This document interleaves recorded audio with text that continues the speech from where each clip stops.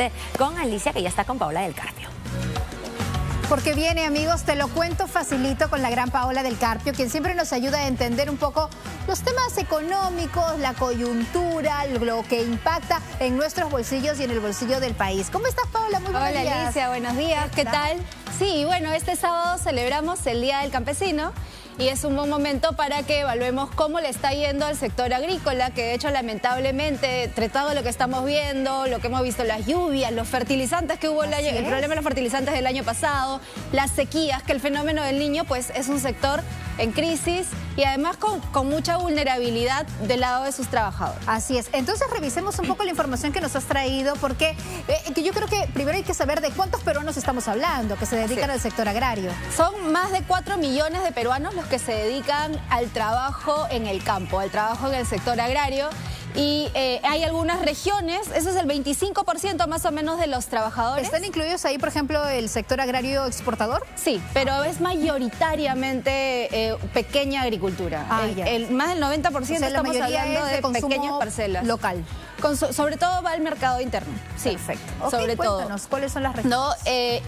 Y hay regiones en las cuales la participación de la fuerza laboral es muy marcadamente pegada a la agricultura, como es el caso de Huancavelica, con 61% de los trabajadores de Huancavelica que se dedican a la agricultura. En Apurímac el 58% y en Huánuco el 53%. ¿No?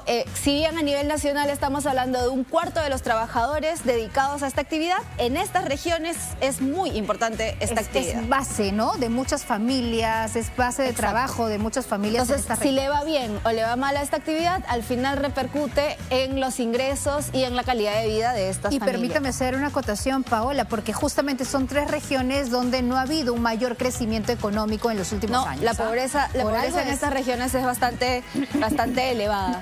¿No? Y bueno, las regiones con una menor participación de trabajadores dedicados a la agricultura, que no quiere necesariamente decir que no hay agricultura, sino que hay varias otras actividades que se dan a la vez. Por ejemplo, el caso de Arequipa. En Arequipa hay bastante agricultura, pero también hay minería, hay servicios, hay varios tipos de actividades donde también está la fuerza laboral. Ganadera. Tumbes y Lima. Estas son las regiones con menor presencia de fuerza laboral en la agricultura. Pero algo que hay que decir que es bien importante es que ya sabemos que en nuestro país la fuerza laboral enfrenta una enorme informalidad. 74% a nivel nacional, pero en el caso de la agricultura es mayor del 95%. ¿No? Entonces las condiciones laborales en las que trabajan estas personas son bastante complicadas y el ingreso promedio mensual es un poco más de la mitad, no más, de lo que ganan todos los peruanos, ganan los agricultores. Entonces, ¿la mitad de un sueldo mínimo? Es aproximadamente 863 soles, el ingreso promedio mensual de un agricultor, versus 1.485 el promedio de todo el Perú, ¿no?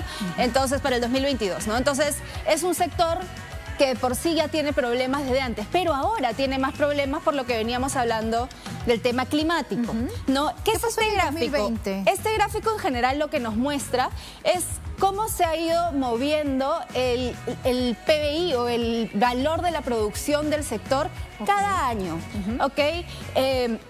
Tienes una variación de año a año, pero cuando vemos, o sea, es normal, a veces hay subidas, hay bajadas, porque hay condiciones en la economía. En el 2020 sabemos lo que ocurrió con la pandemia, así que no hay mucho que decir.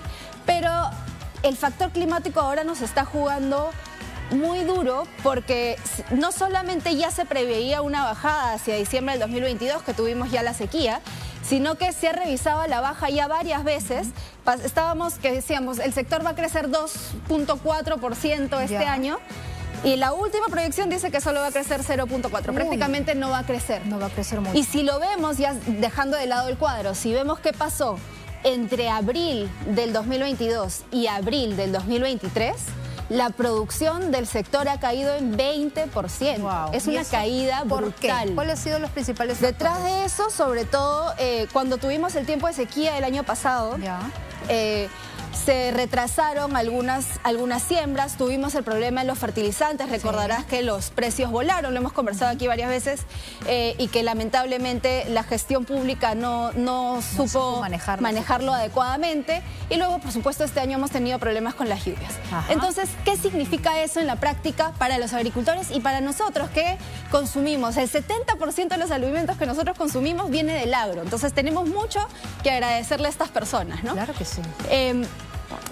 Bueno, este es un ejemplo, ¿no? Pero en general las áreas sembradas en nuestro país se han reducido. Se ha sembrado menos en la campaña anterior, pues por las condiciones que se han dado. Es solo esperable. Pero porque eran muy caros los fertilizantes. Tienes por un lado los fertilizantes, por otro lado las condiciones climáticas. Claro.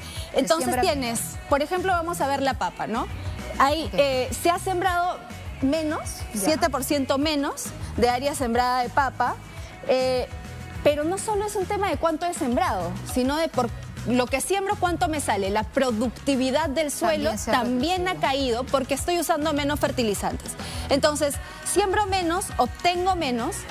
En la cosecha voy a tener menos papas y se espera que el precio pueda subir. Más de lo que ya está. Sí, podría subir en más de 60%. Y en el caso de la cebolla, entonces, una situación similar. Una situación similar, ¿no? El área sembrada se ha reducido aún más.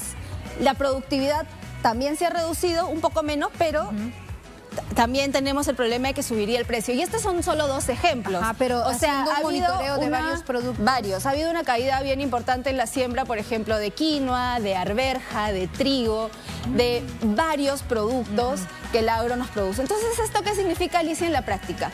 Que se nos va a hacer aún un poco más difícil y un poco más lento hacer frente a esta inflación alimentaria de la que hablamos casi todas las semanas. Así es. ¿No? Lamentablemente, al final, cuando suben los precios, no solamente lo pagan los hogares más vulnerables, sino también los agricultores, porque enfrentan muchas dificultades para vender sus productos, claro. Porque la gente ya no se los compra. Se viene una situación complicada, vamos a seguir encontrando muchos productos que van a elevar sus precios en los mercados. Eso es básicamente lo que vamos a tener en los próximos meses. Así es, así que en este Día del Campesino es bueno que seamos muy conscientes de la importancia de estas personas, pero también de las dificultades que están enfrentando. Así es, y además, porque los productos pueden subir en el mercado, pero no necesariamente ese incremento va a los bolsillos de nuestros campesinos, ¿no? Así se queda en el camino. Sí, hay toda una cadena. Y ahí también es un problema. Muy bien, muchísimas gracias, Paola, gracias por esta información tan completa que nos brindas todos los jueves en Te lo cuento facilito. 8 de la mañana con 25 minutos.